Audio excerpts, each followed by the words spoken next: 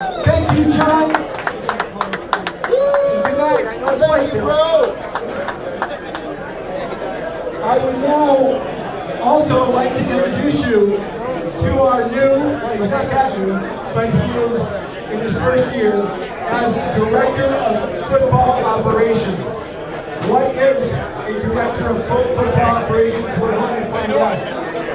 Our guest, interestingly, been the head coach at one of our opponents next year for 6 years. He's been a quarterbacks coach in the NFL, worked for the Cleveland Browns, and has a long background in football. Let's find out his job description and find out more about what he does. Let's welcome Rip Shearer, our Director of Football Operations.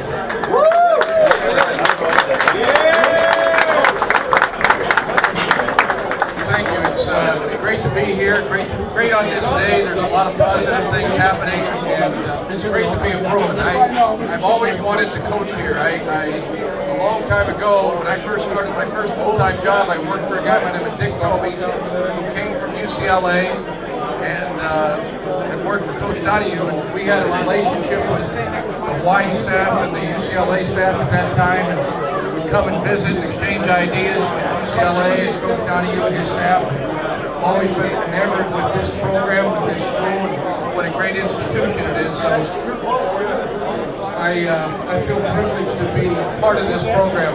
My job, I'm actually the Associate Athletic Director for football, which means I oversee everything in the program.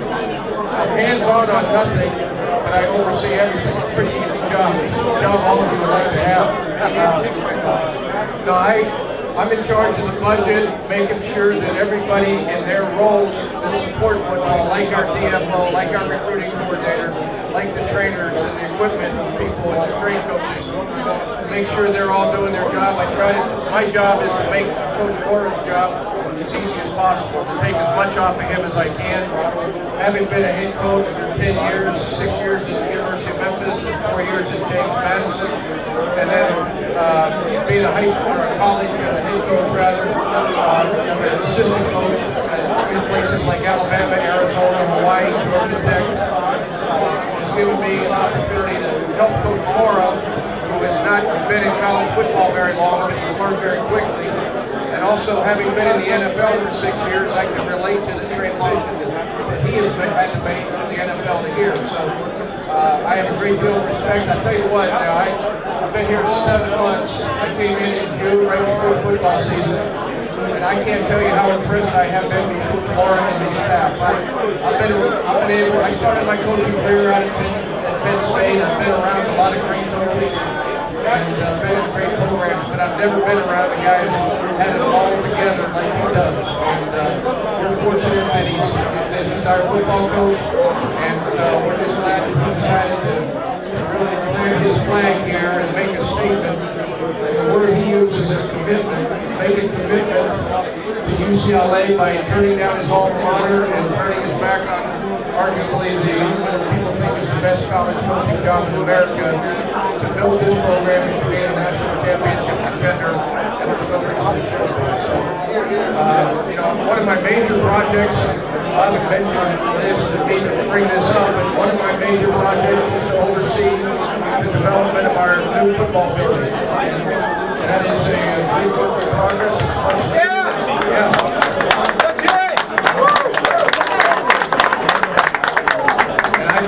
We have hired a great architectural firm in CTF. They did the Oregon facility as much as many of you probably already know. They've been great to work with. We're making fast progress, but it's never fast enough.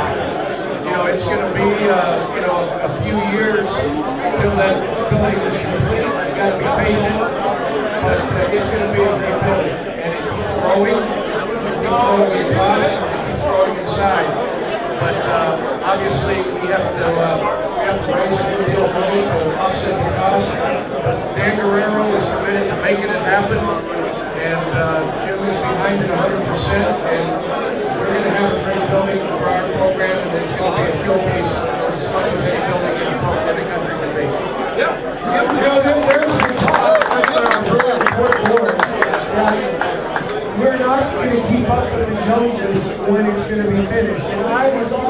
loyalty thought that when UCLA does something like this, it's going to be first class and not something that you won't be proud of 5 years later after it's due. It's going to be a showcase and a showpiece. Even as we plan it now, we know that there will be technology changes coming down the road. And the architectural firm that we're working with is keeping that in mind as they develop. It is going to be a beautiful building. It may not be as big as some, just given the fact that our footprint for it is not huge.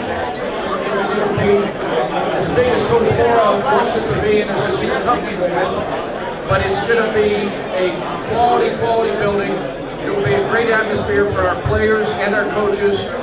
It'll be a gathering place for our players, a place that they will want to be when they have to be there and when they don't have to be there. And it'll be a great place to assist us in recruiting. But it's going to be a great building. Like I said, it may not be as big as some. Coach Warren did not want it to be as some. We don't know quite how many floors yet. We're still working on stacking up with the architects. There'll be at least 1 floor underneath, and then 3 to 4 to 5 floors, probably more like 3 to 4 floors above. But it's going to have everything we need. It's going to be done first class. It's going to be ahead of the curve from a technology standpoint when we get to that point. And it'll be a building that'll help us in recruiting. It'll be a beautiful building on campus. It'll enhance the campus experience and also help our coaches. Okay, let's hear a rousing A clap for Ace LaFleur and Rip Shearer. Thank you. Ready, and 1, 2, 3, 4, 5, 6, 7, 8. UCLA, fight! Thank you. So I got 2 phones. He's going to talk more about the facility. Tonight. Your undivided attention for Josh. Thank you guys. Thanks for being here. Thanks for your support. How about the money you all raised in the last few days? Thanks to Greg and Bob. Over what? $197,000 from the Brewer Report Online. Thank you for making a difference. It does make a difference. We need everybody to get behind the Bruins. Big things are happening. There's a lot of special things going on in that office. That's a great coaching staff. It's obviously a great university. We got great leadership with guys like Rip.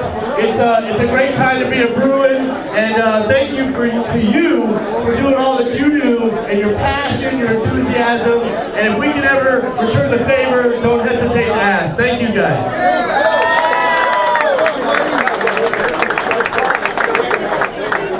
Oh, really? Oh, that's awesome. That is awesome.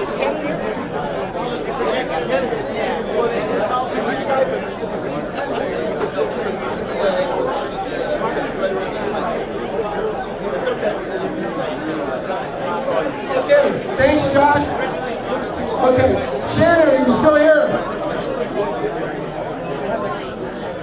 Shannon's still at the bar, yeah. Shannon, can you come on up? How can she be here and on TV? I have a donation for you. I know that'll get you up here. They want you up here. Hey, Shannon! Oh yeah, this is I won! What did I win? I thought I was saying hi to Josh. Okay, if you're not familiar with Shannon Moore, get familiar. She captivated us last year. She challenged us. I want you all to know also that thanks to Scott Tamayo, this is being streamed live onto the Pro site right now. I have a donation for you from the same gentleman that donated $50,000 to our football facility. And I know that you're going to want to talk to everybody here about your foundation. And I want to present you with this unopened envelope. Shannon, let's hear it for Shannon.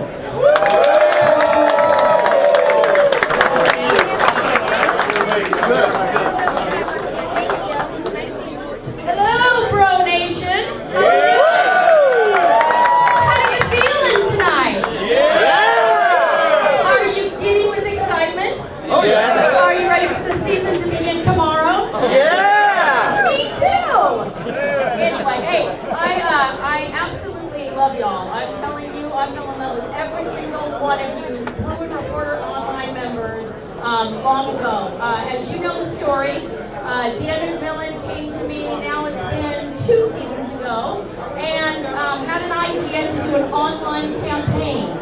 And in that year, 2 years ago, the online Bro Nation raised $6,000, which was awesome for Count on Me, and I'll tell you about Count on Me in a second. So circle back around a year later. Dan comes to me and he says, I've got a bigger plan for Count on Me and our online campaign. And Dan and I sat down and came up with 2 $5,000 matching donors. So we set the goal at about $25,000. And in 2 days, you beautiful people raised $22,000 in 2 days. So at the time, my 50th birthday was going to be on the 3rd day of the campaign, as well as on the 5th day, we were going to be playing, what was it? Nevada, thank you, I'm old brain. We were going to be playing Nevada. So what I came up with was, after the Bruin campaign raised 22, and on the 3rd day had already reached about almost $35,000. Give yourselves a hand. With your support and 2 matching donors, we parlayed that into $50,000 for 50 years, and by the end of that win, we had $52,000 toward Count on Me and children in need and at risk. So I cannot thank you enough from the bottom of Jim and my hearts. You have absolutely empowered and lifted the lives of so many children.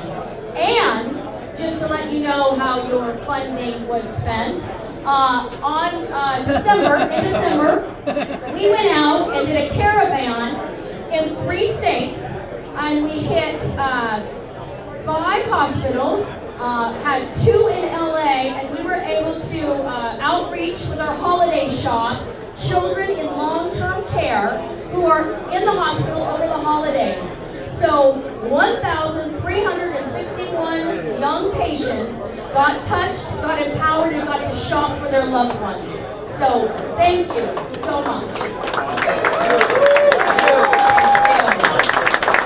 What I'm excited about now is, as you know, we're here to stay. You're not getting rid of the mold.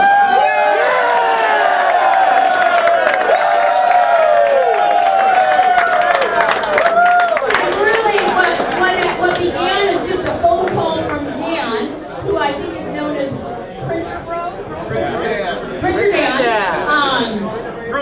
Bruin Printer. We're excited as we're embarking on our Bruin Live with a great partnership. We're excited as a Count on Me Foundation to expand and explore what we can do with the Bro Nation. So we really can't thank you enough. Once again, give yourselves a round of applause, because that was incredible. Also in that campaign, I would be amiss if I did not thank Tracy Pearson for allowing us to have some information on the site in front of the firewall. Now I know all these terminologies. I know my son is a member of Bro Nation, so yes, just so you know that. Yes. How often is Jim? Jim? How often is Jim? Oh. My question is, how often does Jim read Bro? I do not know. I know he does get inside scoop from somebody, so it must be you guys. But I would say we're excited to be here. We're excited that we're a partner with the Reporter Online members, and truly it's been an honor to be a part of this great Bruin community.